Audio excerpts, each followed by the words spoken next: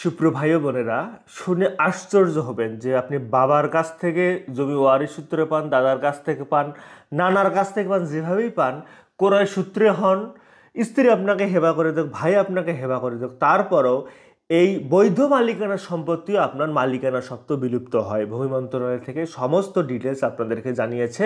আমরা বলে দিচ্ছি যে আপনাদের জমি বৈধ মালিকানায় মালিক হলেও কিভাবে এটা মালিকানা সত্ত্বেও বিলুপ্ত হয়ে খাস হয়ে যাবে। খাস হওয়ার পর সরকার আবার এটা 99 বছরের জন্য মানুষকে বন্দোবস্ত দিতে পারে। কিভাবে বন্দোবস্ত হয়, কীভাবে বন্দোবস্ত নেওয়া যায়, এটা অন্য ভিডিওতে বলা আছে। তারপরে যদি কনসালটেশন চান, ডিসক্রিপশন বক্সে হোয়াটসঅ্যাপ নাম্বারে মেসেজ করবেন, আমরা যোগাযোগ করব। প্রথম হচ্ছে, যদি কোনো প্রজা, এখানে প্রজা হিসেবে আপনাকে আমাকে বলা হয়েছে, তো 1950 সালে যে রাষ্ট্রীয় অধিগ্রহণ ও প্রজাস্বত্ব আইন, এখানে আছে যে আইনটা প্রজা বলা আছে, এখনো পর্যন্ত আমরা প্রজা। সরকারের এটা আসলে চেঞ্জ করা উচিত। আমরা প্রজা না, আমরা দেশের সম্মানিত নাগরিক, আমাদের ট্যাক্সের টাকায় সরকার চলে। তো যাই হোক, প্রজা হিসেবে বলা আছে যেভাবে আইনে, আমরা সেইভাবে আপনাদেরকে বলে দিচ্ছি। যদি কোনো প্রজা উইল না করে এবং কোনো ওয়ারিশ না রেখে মৃত্যুবরণ করেন, তাহলে তার মালিকানা সত্ত্ব বিলুপ্ত হবে। যদি কোনো প্রজা উইল করে জানে তার জমি কে পাবে কে পাবে না, এগুলো তিনি কিছুই বলে যান নেই, তো তখন তাহলে তার এবং তার কোনো বৈধ ওয়ারিশও নেই। এখন আপনি এসে দাবি করলেন যে আমি তার মামার, ভাগিনার, ছেলের, বন্ধুর ভাই, এই দূরের ওয়ারিশ হলে হবে না। আপনি এসে বললেন তার স্ত্রীর, ভাইয়ের, বন্ধুর, ছেলের নাতি, এই ধরনের ওয়ারিশ হলে হবে না। একদম একদম একদম কাছেরও আত্মীয় আছে, দূর সম্পর্ক, তারাও কিন্তু ওয়ারিশ হয় না। ওয়ারিশের একটা লিস্ট আছে। তো আপনি যদি বৈধ ওয়ারিশ না হন, এমনি এসে অন্য কেউ নাই নাই, কিন্তু আপনি এসে কোনো এখানে উড়ে এসে জুড়ে বসলে হবে না। তো এই ধরনের না হলে তার জমিটা খাস হয়ে যাবে। তারপর, যদি কোনো প্রজা তার জমি রাজস্ব অফিসারের নিকট নির্ধারিত পদ্ধতিতে সারেন্ডার করেন, তাহলে তার মালিকানা সত্ত্ব বিলুপ্ত হয়। রাজস্ব অফিসারের নিকট, রাজস্ব অফিসার বলতে উপ সহকারী কর্মকর্তা ভূমি, আপনার ইউনিয়ন ভূমি অফিসে বসে, অথবা এসিল্যান্ড সাহেব, তার কাছেও সারেন্ডার করে যে আমি আর আবাদ টাবাদ করতে চাই না, আমি আর করবো না, বা আমার আসলে জমির দরকার নেই, আমার প্রয়োজন নেই, আমার অনেক টাকা পয়সা আছে, বা আমি বিদেশে চলে যাচ্ছি, এই জমিটা আমি সরকারকে দিয়ে দিলাম। এখন সরকার সেটা পাওয়ার পর সে প্রজেক্ট করতে পারে, সরকার কোনো কিছু মানুষকে বন্দোবস্ত দিতে পারে, সরকারের যা ইচ্ছে তাই করতে পারে। তারপর, যদি কোনো প্রজা বকেয়া খাজনার দায়ে স্বেচ্ছায় বাসস্থান পরিত্যাগ করে চলে যায় এবং 3 বছর যাবৎ জমি চাষাবাদ থেকে বিরত থাকেন, মানে আপনাকে একটা জিনিস বুঝতে হবে যে একজন ব্যক্তি এই জায়গায় আসে, তুই কোনো কারোর সাথে ঝামেলা লাগলো বা রাগ হইলো বা কেউ তাকে ভয় দেখাইছে, কোনো কারণে সেখান থেকে চলে গেছে, সেখানে নাই, তার কোনো খোঁজ খবর নাই, সেখান থেকে হারাই গেছে এবং সে এখানে 3 বছর যাবৎ জমি চাষাবাদ করতেছেন না, তিনি এখানে 3 বছর যাবৎ আসতেছেন না, কোনো রকম কোনো ফলমূল ফসল, ধান, গম, ভুট্টা করতেছেন না, সেক্ষেত্রে তার জমিটা খাস হয়ে যাবে। এটা খাস হওয়ার একটা পদ্ধতি আছে, শেষে বলতেছি।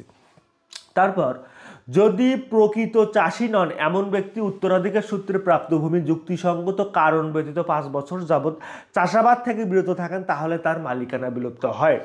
একজন ব্যক্তি, তার বাবা, চাচা, তার দাদা, তারা উত্তরাধিকার সূত্রে জমি পেয়েছেন, কিন্তু চাষি নন।